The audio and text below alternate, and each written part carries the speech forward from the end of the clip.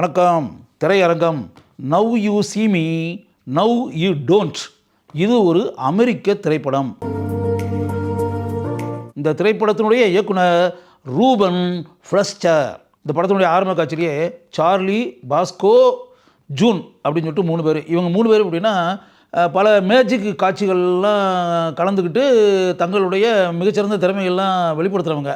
படத்தில் பிகினிங்லேயே இவங்க என்ன பண்ணுறாங்க அப்படின்னா, இந்த கிரிப்டோ கரன்சி அப்படின்றது இருக்கு இல்லையா, அது வந்து உழைச்சி சம்பாதிச்சிருவாங்கல்ல. கிரிப்டோ கரன்சி இதில் வந்து இல்லீகலாக சம்பாதிச்ச ரூபா தான். அந்த பணம் இருக்கக்கூடிய இடத்துக்குள்ளே இவங்க நுழைஞ்சி அந்த பணத்தை வந்து அடிச்சின்னு இருக்குல்ல, மிகப்பெரிய அளவில் இருக்கக்கூடிய பணம், அந்த பணத்தை அடித்து இவங்க எல்லாரும் அதை பிரிச்சுக்கிறாங்க. 3 பேரும் எந்த அளவிற்கு மேஜிக் கலையை தெரிந்திருக்கக்கூடிய இந்த மூவரும் நினைத்து பார்க்க முடியாத ஒரு சாகச செயலை செய்து அதில் வெற்றி பெறுகிறார்கள் அப்படின்றத நமக்கு முன்னாடி காமிக்கிறாங்க. அதுக்கு பிறகு இவங்களை வந்து ஒரு மனிதர் வந்து சந்திக்கிறார். அவர் பேர் வந்து டேனியல் அட்லஸ். அவர் வந்து இவங்களை பற்றி கேள்விப்பட்டுட்டு வந்தவர். அவர் என்ன சொல்கிறாரு அப்படின்னா, ஒரு இடத்துல ஒரு வைரம் இருக்குது, மிகப்பெரிய மதிப்பு உள்ள வைரம். அது அந்த வைரம் வந்து இதய வடிவத்தில் இருக்கும், ஹார்ட் டைமண்ட். அதை வந்து வச்சிருக்கக்கூடிய ஒரு பெண், அவளுடைய பேர் வெரோனிகா. அவள் யார் அப்படின்னா, தென்னாப்பிரிக்காவில் மிகப்பெரிய ஒரு நிறுவனத்தை நடத்தி கொண்டிருப்பவருடைய மகள். இவங்க அப்பா ஆரம்பிச்சிருக்கக்கூடிய அந்த நிறுவனம் இருக்குல்ல, அந்த நிறுவனம் சமூக விரோத செயல்களுக்கு மணி சப்ளை பண்ணக்கூடிய நிறுவனம். இல்லீகலாக சட்டவிரோதமாக கரன்சியை சப்ளை பண்ணி வயலண்ட்டான சம்பவங்கள் உலகமெங்கும் நடப்பதற்கு துணை புரிந்து கொண்டிருக்கக்கூடிய நிறுவனம் அது. அந்த நிறுவனத்தினுடைய தலைவருடைய மக தான் வெரோனிகா. அவர்கிட்ட இருக்கக்கூடிய அந்த ஹார்ட் டைமண்ட் இருக்குல்ல, அந்த ஹார்ட் டைமண்டை எப்படியாவது நீங்கள் அபகரிக்கணும். நீங்கள் அதை அபகரிக்கணுன்றதுக்காகத்தான் நான் இங்கே வந்திருக்கேன். என்ன இங்கு அனுப்பி வைத்தவர் யார் அப்படின்னா ஐ அப்படின்னு பேர். ஐன்றது என்னென்னா, இந்த மேஜிக் பீப்புள் இருக்காங்கள்ல, இந்த மேஜிக் பீப்புளுக்கெல்லாம் தலைமையகமாக இருக்கக்கூடிய ஒரு நிறுவனம், அந்த நிறுவனத்தினுடைய தலைவர் அப்படின்னு சொல்லிட்டு டேனியல் அட்லஸ் சொல்கிறாரு. உடனே இந்த 3 பேரும் அவருடன் சேர்ந்து பயணித்து அந்த வைரத்தை எப்படியாவது ஆட்டையை போடணும் அப்படின்னு சொல்லிட்டு போகிறாங்க.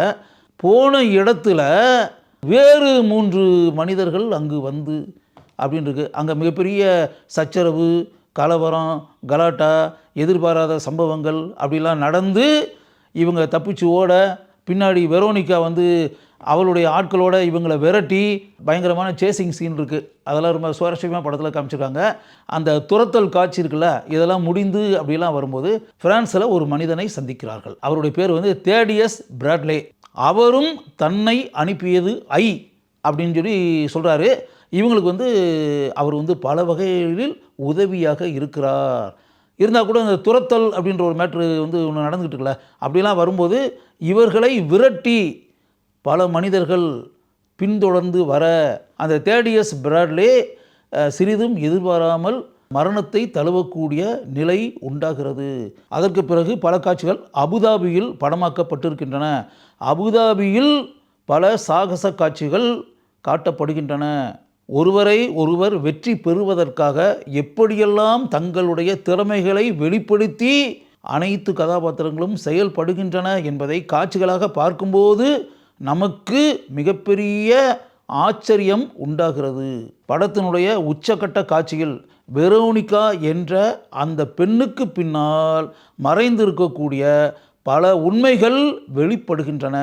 வெரோனிகாவினுடைய தந்தைக்கும் அவங்க வீட்டில் வந்து பணிப்பெண்ணாக இருந்த பெண்ணுக்கும் இடையே கள்ள உறவு அப்படின்றது பல வருடங்களுக்கு முன்னாடி இருந்திருக்கு. அந்த கள்ள உறவின் மூலம் ஒரு மகன் அவர்களுக்கு பிறந்திருக்கிறான். இந்த விஷயத்தை கேள்விப்பட்ட அந்த மனிதர்களுடைய மனைவி, அதாவது வெரோனிகாவினுடைய தாய், சூசைட் பண்ணி இறந்துடுறாங்க. அவங்க இறந்த பிறகு பாதிக்கப்பட்ட வெரோனிகா ஒரு நினைத்து பார்க்க முடியாத ஒரு காரியத்தை செய்கிறாள். தன்னுடைய தந்தையுடன் கள்ள உறவு வைத்திருந்த அந்த பணிப்பெண் இருக்காங்களே, அந்த பணிப்பெண்ணை வந்து ஷூட் பண்ணி சாகடிச்சிட்றா. அவங்களுக்கு பிறந்த அந்த பையனையும் அவ கொன்னுட்டதாக படத்தில் கூறப்படுகிறது. ஆனால் உண்மையிலேயே அந்த பையன் இறக்கவில்லை. அந்த பையன்தான் படத்தினுடைய ஆரம்ப காட்சியில் வரக்கூடிய அந்த 3 பேரில் ஒருவனாக இருக்கக்கூடிய சார்லஸ். அந்த கதாபாத்திரம் படம் முழுக்க வருகிறது. இப்போ சார்லஸ் தான் அந்த விஷயத்தெல்லாம் சொல்கிறான். நீ கொன்னுட்டதா நினச்சிக்கிட்டு இருக்கியே அந்த பணிப்பெண்ணுடைய மகன், அவன் சாகலை, அந்த பையன்தான் நான். எங்கள் அம்மா சாகிறதுக்கு முன்னாடி என்னை அந்த இடத்துலேருந்து தப்பிச்சு போகிற அளவுக்கு ஒரு காரியத்தை செஞ்சாங்க. நான் உயிரோடு தான் இருக்கேன். என்னுடைய தாயினுடைய மரணத்திற்கு காரணம் நீ அப்படின்ற அந்த விஷயத்தை வெரோனிகாட்ட அவன் சொல்கிறான். அதற்கு பிறகு இந்த திரைப்படத்தில் என்ன நடக்கிறது அப்படின்றத காட்சிகளாக நமக்கு காட்டுகிறார்கள். அதற்கு பிறகு என்ன நடக்கிறது அப்படின்றத நீங்கள் திரைப்படத்தை பார்த்து தெரிந்து கொள்ளுங்கள். ஜஸ்டிஸ் ஸ்மித் இவர்தான் படம் முழுக்க வரக்கூடிய சார்லி கதாபாத்திரத்தில் நடித்திருப்பவர். ஐ அப்படின்ற பேரில் வருது இல்லையா, அந்த ஐ கதாபாத்திரத்தில் நடித்திருப்பவரும் இவர்தான். அது வாய்ஸ் ஓவர், ஃபோனில் பேசுகிறது தானே.